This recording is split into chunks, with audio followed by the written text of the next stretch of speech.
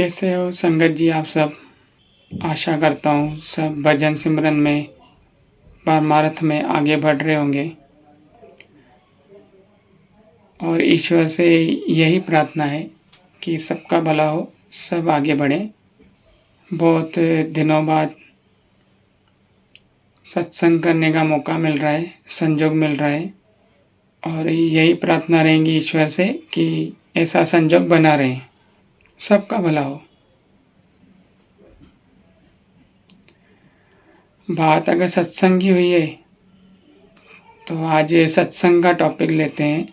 सत्संगत हमारे जीवन में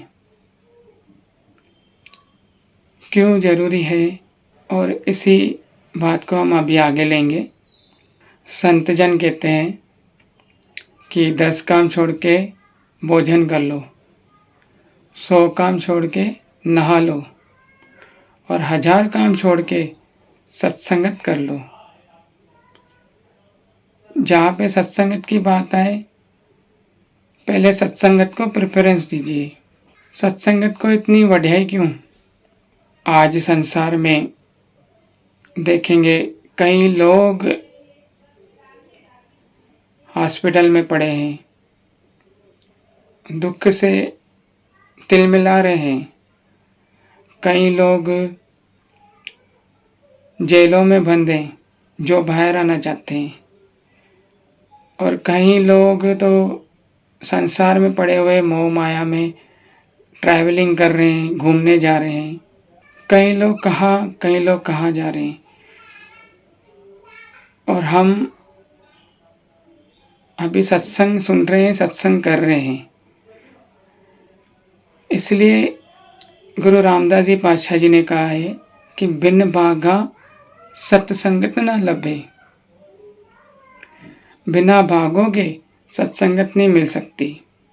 और ये सत्संगत और ये भाग्य कहाँ बनते हैं? जो हमारे पहले के किए हुए अच्छे कर्म, अच्छे पुण्य हैं, उससे उनका फल हमको सत्संगत में मिलता है। इसलिए आप जी ने कहा है कि गुरु पातशाह जी ने कहा है कि बिन भागा सत्संग न लभे। बिना भागोगे सत्संग नहीं मिल सकती। हमें भी हॉस्पिटल में रख सकता था, हमें भी जेलों में बंद करा सकता था, हमें भी संसार मोह माया में डाल सकता था, पर हमें सत्संगत बख्शिए। कभी भी ऐसा नहीं कहना कि मैं सत्संगत गया, गुरु लेके गया, ऐसा कहना। आज तक जिन्होंने भी पाया है परमात्मा को, सत्संगत से ही पाया है।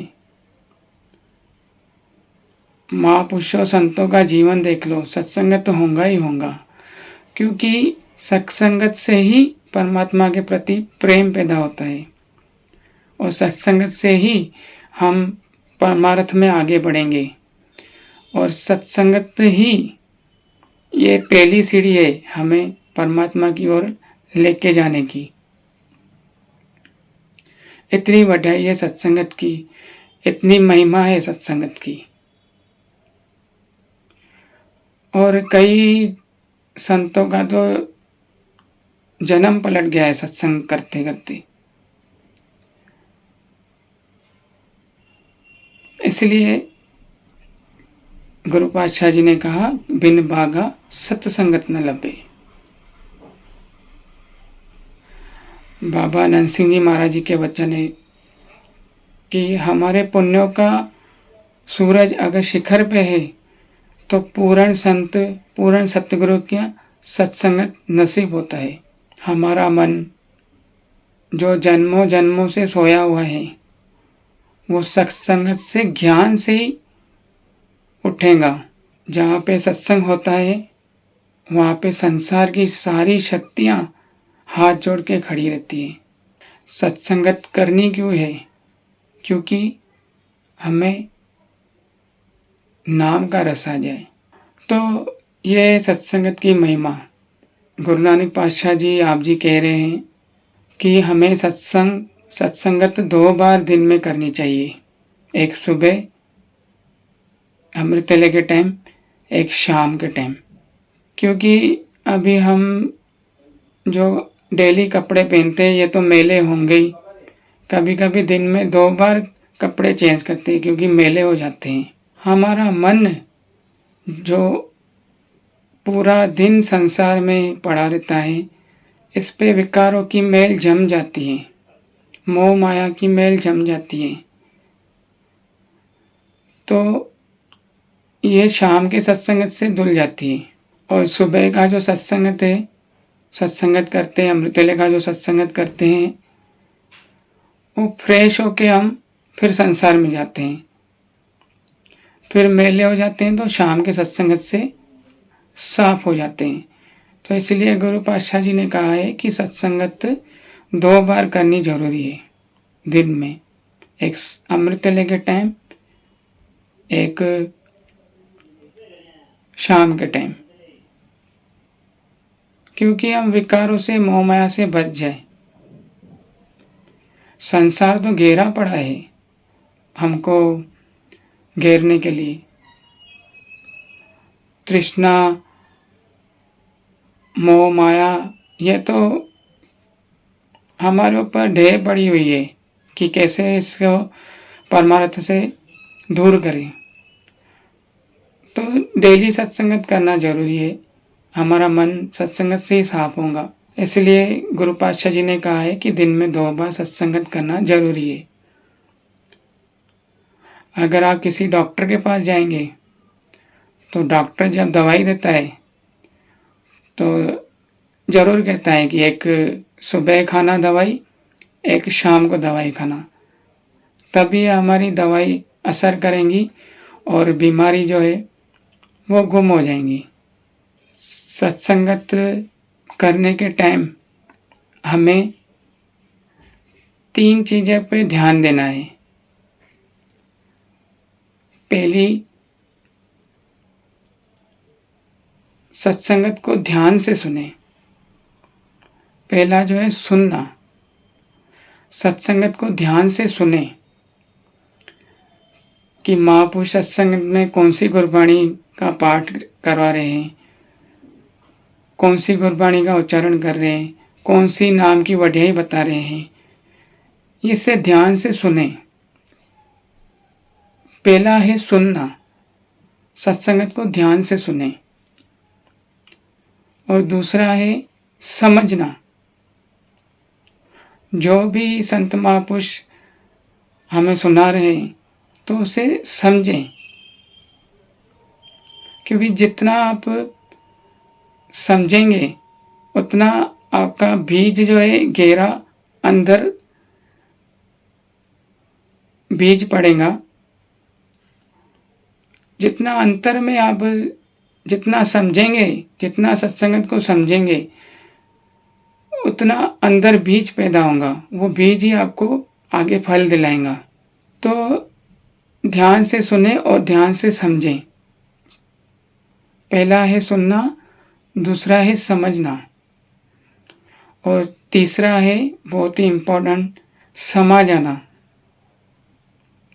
समा जाना का मतलब है जो सुना है, सत्संगत में जो सुना है, जो समझा है, उस पे समा जाना मतलब उस पे चलना, सुना हुआ करनी में लाना, सुना हुआ अनुभव में लाना, सुना हुआ प्रैक्टिकल में लाना। तो समा जाना जरूरी है, क्यों नहीं तो फिर हमारा सुना हुआ, समझा हुआ व्यर्थ चले जाएगा अगर हम चलेंगे नहीं तो उस पे। ये कान जो हमारे खोपड़ी के पास लगे हुए हैं, तो ये केवल सुनने और सुनने के लिए नहीं लगे हुए हैं, ये इसको समझना है और इस पे चलना है, उपयोग में लाने हैं इस कान को, सिर्फ सुनना नहीं है, इसको समझना है और इस पे चलना है। सत्संगत को सुनना है, सत्संगत की महिमा सुननी है, सत्संगत की महिमा समझना है और सत्संगत पे जो भी हमें सुना है समझा है उस पर चलना है, करनी में लाना है, तभी हमारा सत्संगत किया हुआ सफल होगा। व्यास वाले बाबा जी कहते हैं कि गली जोग न हो गई, बातों से काम नहीं चलेगा, करनी में लाना है। भाव जो सत्संगत में सुना हुआ है उस पे चलना है, उस पे अमल करना है, उस पे अनुभव करना है, उस पे प्रैक्टिकल करना है। आपकी सच्ची कमाई आपका अनुभव है, आपका प्रैक्टिकल ज्ञान है, जो आप उस पे चलेंगे, उस पे प्रैक्टिस करेंगे। और प्रैक्टिकल ज्ञान कब आएगा? जब हम नाम जपेंगे, भजन सिमरन करेंगे। यही प्रैक्टिकल ज्ञान आपको मुक्ति दिलाएगा, आपको मोक्ष दिलाएगा। नहीं तो सुना हुआ समझा हुआ मोक्ष नहीं दिलाएगा। से चलना है, चलेंगे तभी मोक्ष दिलाएगा, मुक्ति दिलाएगा। सच्ची कमाई हमारा अनुभव है, अनुभव ज्ञान है, प्रैक्टिकल ज्ञान है। बाबा नंद सिंह जी महाराज जी कहते हैं कि चाहे रोम रोम में सिमरन चला हो, रोम रोम में सिमरन चल रहा हो, तभी भी सत्संगत करना बहुत ही जरूरी है। क्योंकि हम अकेले बैठ के जो नाम जपेंगे उसका फल तो जितनी बार जपेंगे उतना मिलेगा, पर सत्संगत में बैठ के जो नाम जपता है, जितनी संगत रहती है उतना फल हमें मिल जाता है नाम जपने का। ये सत्संगत की बढ़ियाई है। तो सत्संगत को हमें करनी में लाना है, तभी सत्संगत सुना हुआ हमारा सफल है। अगर हम सत्संगत नहीं करेंगे तो हमारे में जो गुण है वो एक एक करके कम होते जाएंगे। अगर सत्संगत करेंगे तो जो भी हमारे गुण हैं वो बढ़ते चले जाएंगे, और यही गुण हमारे भाग्य बनेंगे और फिर हमें सत्संगत वापस मिलेंगी, सत्संगत की प्राप्ति होगी। इसलिए कहा है कि बिन भागा सत्संगत न लभे। इसलिए नित्य सत्संगत करनी है, क्योंकि सत्संगत से ज्ञान मिलता है और सत्संगत से परमात्मा का ध्यान रहता है। कबीर साहब जी कहते हैं सत्संगत के बारे में, सत्संगत की आधी घड़ी तप के बरस हजार, तो भी बराबर है नहीं कहे कबीर विचार। कबीर साहब जी कहा यहाँ कह रहे हैं कि सत्संगत की आधी घड़ी तप के बरस हजार। कितना गहरा कहा है कबीर साहब जी ने सत्संगत के बारे में कि सत्संगत की आधी घड़ी, सत्संगत का कुछ पल तप के बरस हजार। जैसे 1000 बरस का तप कर लिया, फिर कहते हैं तो भी बराबर है नहीं कहे कबीर विचार। तो कबीर साहब जी कह रहे हैं कि इससे भी बड़ा है, ये भी बराबर नहीं, इससे भी बड़ा है सत्संगत की आधी घड़ी, 1000 तपों से भी बड़ी है, तो भी बराबर है नहीं कहे कबीर विचार। तो ये इतनी सी छोटी सी घड़ी, इतना छोटा सा समय सत्संगत का 1000 वर्षों के तप के बराबर कैसे है? तो एक छोटी सी साखी से हम समझते हैं। रामायण में विश्वामित्र जी करके थे, मुझे नाम याद नहीं आ रहा, विश्वामित्र जी, विश्वामित्र ऐसा नाम है कोई, तभी वो 60 बरस तप करके पहाड़ से नीचे आए थे। 60 बरस का तप किया उन्होंने। तो जब नीचे आए तो उनके जो गुरु वशिष्ठ जी, जो राम जी के गुरु थे, गुरु वशिष्ठ जी, उनके भी गुरु थे। तो उनके पास गए, उनको कहा कि मैं 60 वर्ष तप करके आया हूँ, तो आपको गुरु दक्षिणा के रूप में 60 में से 30 वर्ष की जो तप की कमाई है मैं आपको दे रहा हूँ, गुरु दक्षिणा के दे रहा हूँ मैं 30 वर्ष की तप की जो कमाई है 60 वर्ष में से। तो बदले में गुरु साहिब जी प्रसन्न होके उनको कुछ समय का सत्संग की पल की कमाई दे दी। विश्वामित्र जी को गुरु वशिष्ठ जी ने कुछ पल के सत्संग करने की कमाई दे दी उनको। तो विश्वामित्र जी को ये बात पसंद नहीं आई कि मैंने 60 वर्ष तप किया, उसमें से 30 वर्ष की कमाई मैंने दे दी गुरु साहिब जी को, अपने गुरु को, तो बदले में कुछ पल का सत्संग दिया मुझे, कुछ समय का। तो ऐसे बड़े नाराज होके चलने लगे। तो बीच में उनको नारद जी मिल गए। तो नारद जी ने कहा, भाई आप ऐसे गुमसुम होके चल रहे हो, नाराज होके चल रहे हो, क्या बात है? तो उनको पूरी बात बताई कि भाई 30 वर्ष का जो मैंने तप है वो गुरु को दे दिया, तो बदले में उन्होंने मुझे कुछ पल का सत्संग दिया, तो ये तो नाइंसाफ़ी है मेरे साथ, मुझे इंसाफ चाहिए। तो नारद जी ने कहा कि आपका जो इंसाफ है ना, वो विष्णु जी करेंगे, आप उनके पास जाइए। तो वो विष्णु जी के पास गए, नारद जी के कहे अनुसार उनको पूरी बात बताई कि बदले में मुझे कुछ पल का सत्संग मिला। तो विष्णु जी ने उनको ब्रह्मा जी के पास भेजा कि आप ब्रह्मा जी के पास जाइए, वो आपका इंसाफ करेंगे। तो विष्णु जी के कहे अनुसार वो ब्रह्मा जी के पास गए, ब्रह्मा जी को पूरी बात बताई कि भाई 30 वर्ष के सत्संग के 30 वर्ष के तप के बदले मुझे कुछ पल का सत्संग मिला, मुझे इंसाफ चाहिए। तो ब्रह्मा जी ने उनको महेश जी के पास भेजा, महेश जी आपका इंसाफ करेंगे, उनके पास जाइए। तो महेश जी के पास गए, ब्रह्मा जी के कहे अनुसार महेश जी को बात बताया कि ऐसा ऐसा मेरे साथ नाइंसाफ़ी हुई है, मुझे इंसाफ चाहिए, कुछ पल का सत्संग मुझे दिया गया है सिर्फ 60 वर्ष के तप के बदले। तो महेश जी ने उनको कहा कि आपका जो इंसाफ है, आपका जो न्याय है, ये शेषनाग जी करेंगे, शेषनाग के पास जाइए, वो करेंगे, वो ज़रूर आपका इंसाफ करेंगे। तो महेश जी के अनुसार वो शेषनाग के पास गए, और शेषनाग वो है जिन्होंने धरती का भार पकड़ा हुआ है। तो शेषनाग के पास गए, उनको सारी बात बताई कि 60 वर्ष तप करके आया मैं, बदले में मेरे गुरु साहिब जी ने मैंने 30 साल का तप दिया, तो उन्होंने मुझे कुछ पल का सत्संग दिया।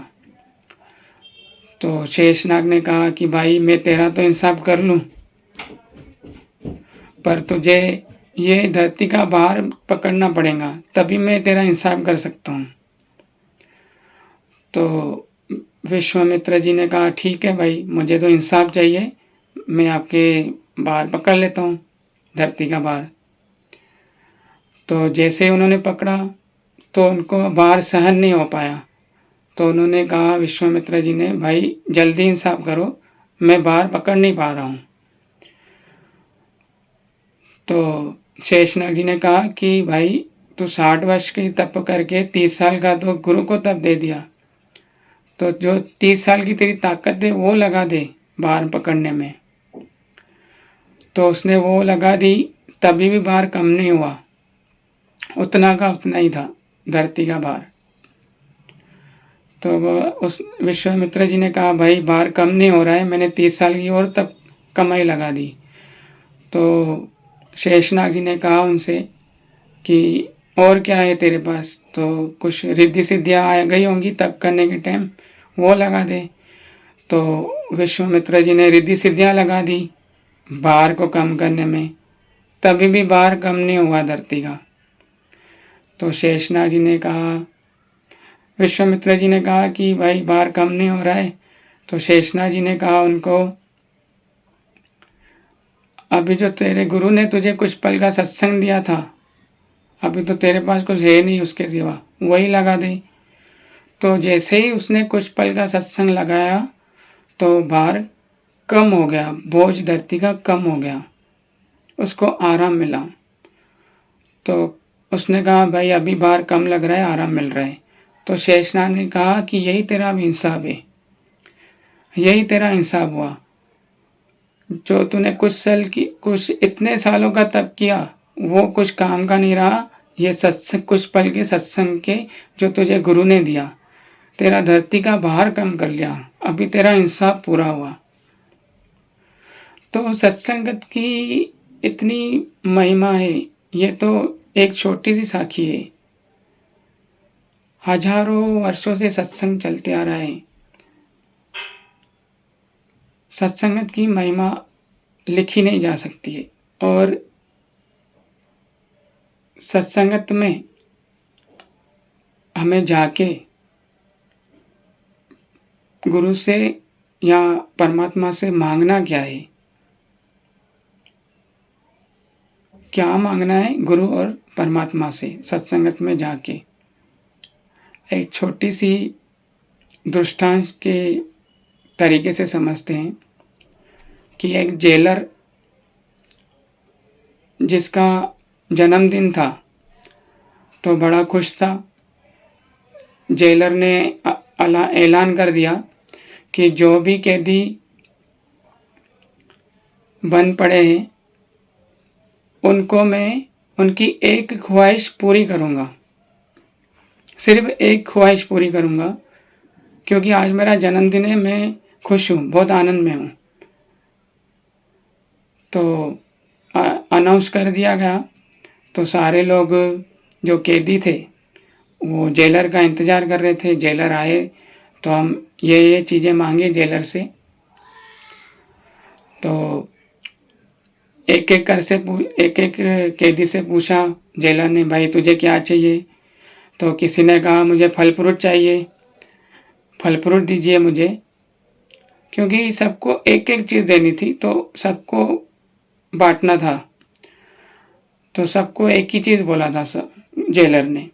तो किसी ने फल फ्रूट मांगा, किसी ने मोबाइल मांगी, किसी ने 5 स्टार होटल का खाना मांगा, किसी ने कुछ तो किसी ने कुछ मांगा।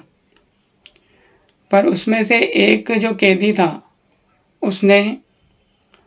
उसके पास जेलर गया तो भाई तुझे क्या चाहिए, कोई भी एक चीज़ मांग ले, इन्होंने भी मांगी है तू भी मांग ले, आज मेरा जन्मदिन है, मैं बहुत खुश हूँ, जो तुझे चाहिए मांग ले। तो उस कैदी ने कहा कि मुझे आज़ादी दे दो। तो जेलर ने कहा ठीक है, तेरी सज़ा माफ़।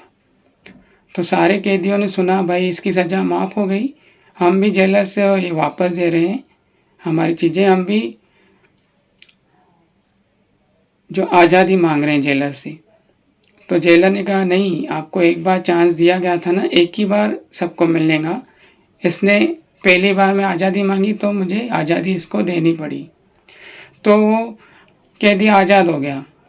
तो हमें भी सतगुरु के पास जो है ना, ये दुनियावी मांगे नहीं करनी है, दुनियावी चीज़ों का मांगे नहीं करनी है, इस 84 के चक्कर से आज़ादी मांगनी है।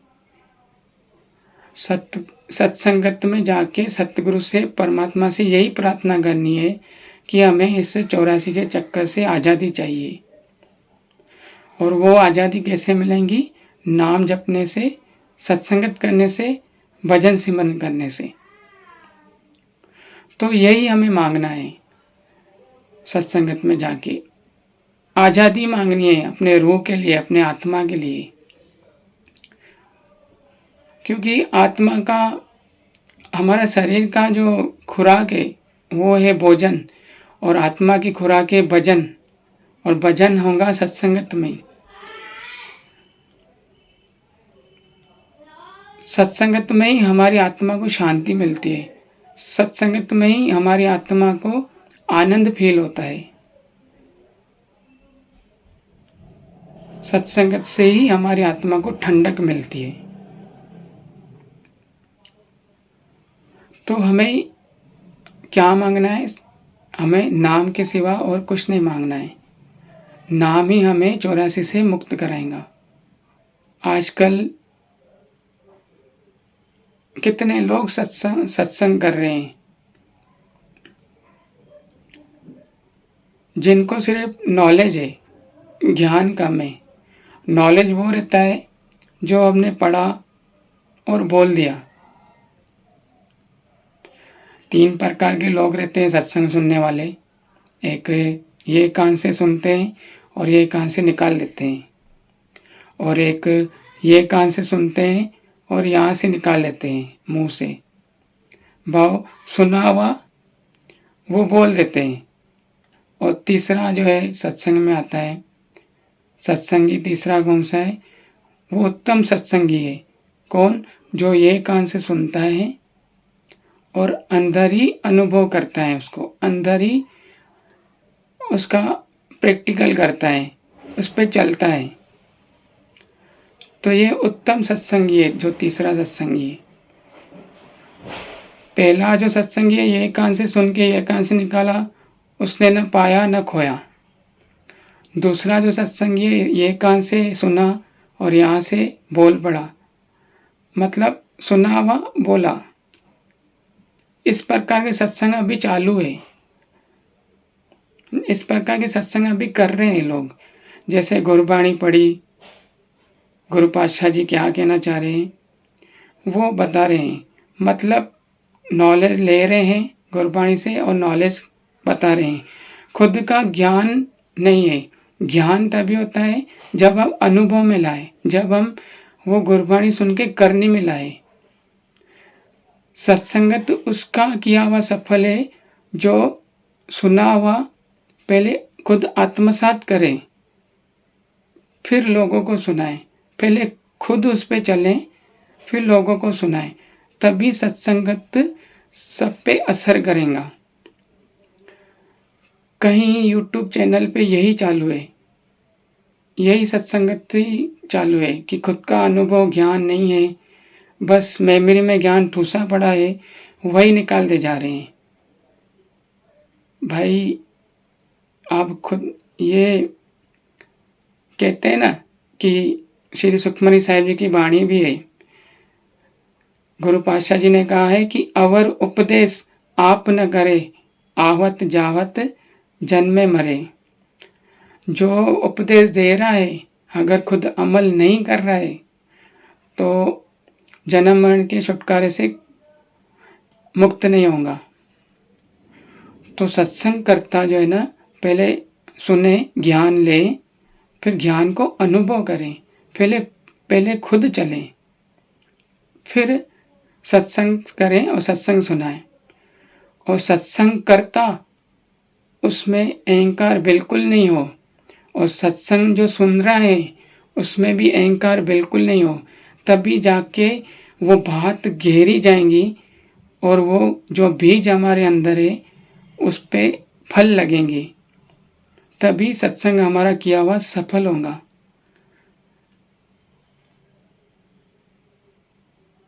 ये ऐसा हो गया है, एक छोटी सी कहानी है। एक अंधा सड़क पार कर रहा था, तो वेट कर रहा था कि कोई मुझे सड़क पार कराए। काफ़ी देर बाद वेट करने के बाद एक सज्जन ने उसके कंधे पे हाथ रखा और दोनों आगे बढ़ गए। दोनों ने रास्ता पार किया तो अंधे आदमी ने उसे कहा कि भाई आपका बहुत बहुत धन्यवाद, आपने मुझे रास्ता पार कराया। तो वो सज्जन ने कहा भाई आपका धन्यवाद, मैं अंधा हूँ, मैं खड़ा था तो मैं किसी का कंधे का सहारा दिख रहा था, आपका कंधा मिला तो मुझे लगा आपने मुझे पार कराया। तो दोनों अंधों ने सड़क पार कर दी। तो सत्संगत भी आजकल ऐसे ही चल रहे हैं, एक अंधा दूसरे अंधे को लेके जा रहे हैं। भाव खुद का ज्ञान है नहीं, खुद का अनुभव है नहीं, खुद करने में नहीं लाया है, तो दूसरे को सुना रहा है, उस पर भी असर नहीं करेगा। ये बहुत ही ज़रूरी है खुद अमल करना सत्संगत को, नहीं तो बॉस 4 पैरों पे आना पड़ेगा अगले जन्म में।